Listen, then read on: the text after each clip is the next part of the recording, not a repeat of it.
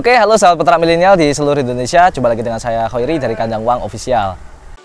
Kini Kandang Uang memiliki beberapa sistem yang tergabung dalam satu portal, yaitu kandanguang.com. Nah, di situ teman-teman bisa mendapatkan berbagai info terkait dengan artikel peternakan, video tutorial, kemudian toko online, info pelatihan gratis, dan juga info pelatihan yang ada di Kandang Uang. Untuk mendapatkan info lebih detail lagi, teman-teman bisa lakukan login dan klik tutorial peternakan secara gratis.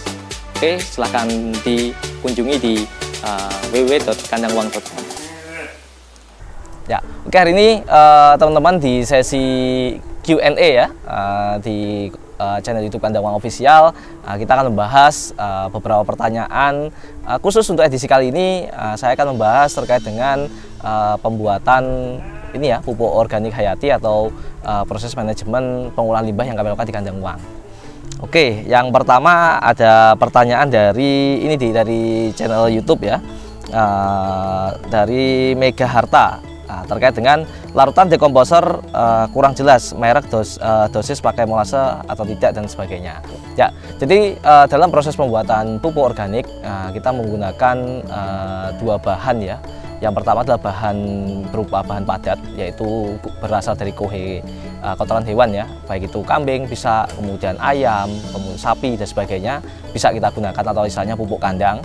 Namun untuk di Kandang Uang, karena kami fokus peternakannya adalah peternakan kambing domba, bahan baku utama yang kami gunakan adalah kohe ataupun kotoran hewan dari domba ataupun kambing.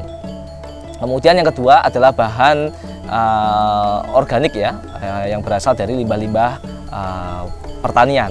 Nah, biasanya di Kandang Uang sendiri kami ada sisa pakan yang mungkin tidak tercerna ya, ataupun tidak termakan oleh kambing domba karena mungkin ukuran coperannya masih terlalu besar. Kemudian juga ada pakan-pakan yang mungkin jatuh ataupun ini ya, kena kotoran atau kena air sehingga dia tidak bisa dimakan oleh kambing domba, maka kita manfaatkan untuk pembuatan ini ya, pupuk juga.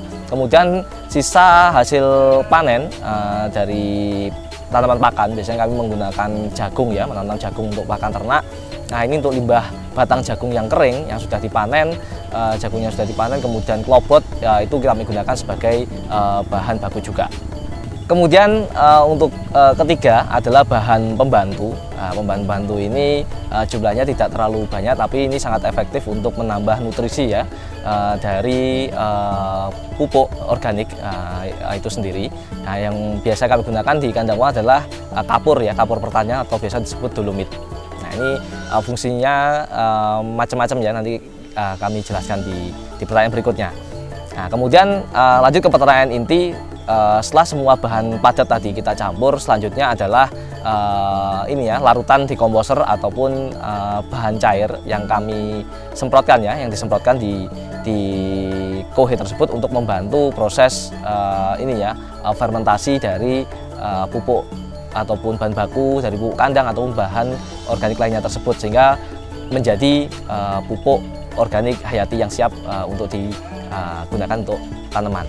Nah, bahan yang kami gunakan adalah yang pertama adalah larutan dekomposer tadi, berisi yang pertama adalah bakteri ataupun mikroba.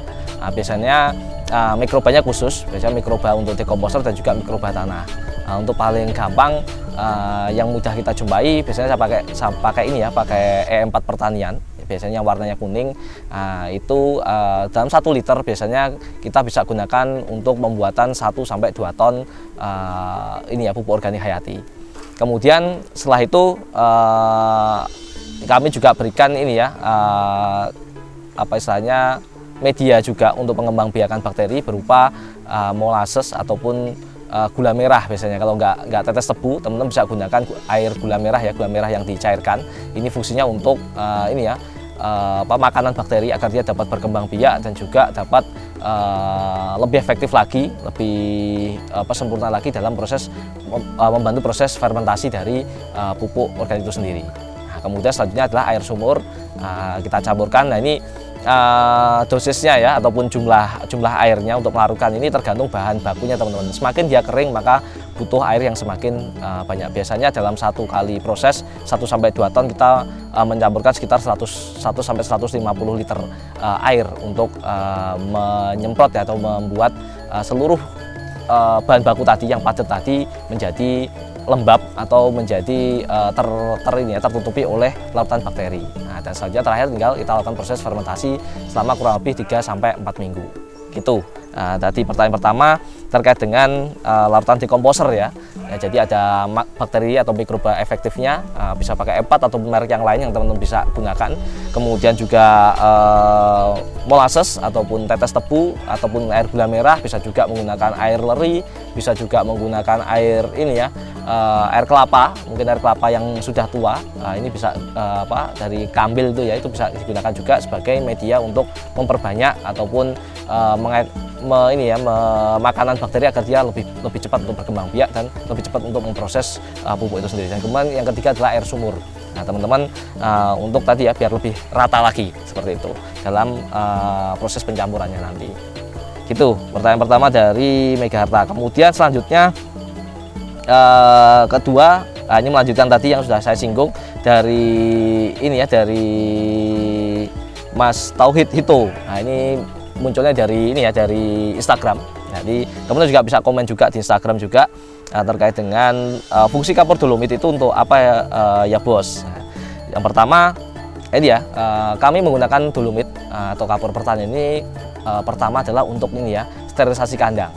Nah, jadi satu teknik biosecurity yang kami gunakan di kandang uang adalah menggunakan kapur untuk ditaburkan baik itu di lantai kandang ataupun di atas pupuk ataupun kohe ya, kohe domba yang ada di kandang kami.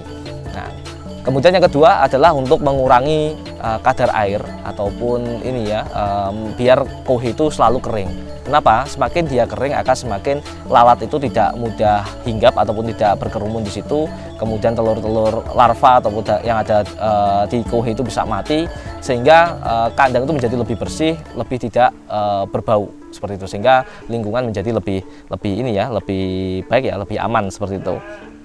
Kemudian selain itu yang paling penting dari penggunaan dolomit untuk proses pembuatan kohe atau pupuk organik hayati adalah untuk menambah nutrisi teman-teman, terutama kandungan kapur ini kan bersifatnya basah ya, dan sedangkan biasanya untuk kohe ataupun tanah-tanah yang sering digunakan mendapatkan pupuk kimia dan sebagainya itu biasanya tanahnya berubah menjadi asam. Nah, ini untuk bisa membantu menetralkan unsur pH atau derajat keasaman dalam tanah. Nah, ini biasanya kita gunakan itu teman-teman, dolomit atau kapur pertanian ya. Selain dolomit teman-teman misalnya adanya kapur biasa itu bisa juga digunakan.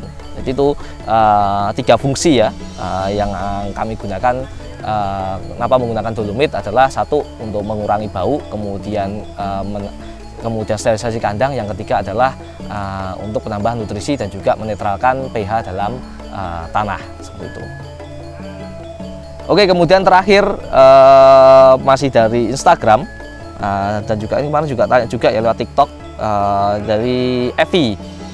Mas punten, itu alat yang dipakai alat khusus menghaluskan kohe atau pripun atau bagaimana? Jadi untuk proses pembuatan ini ya, pupuk organik hayati di kandang uang kami menggunakan memang chopper, bukan mesin chopper ini ya, mesin khusus kohe. Jadi mesin gunanya untuk menghancurkan kohe atau kotoran domba, baik itu yang masih seger, masih basah ataupun yang dia sudah kering ya, seperti itu.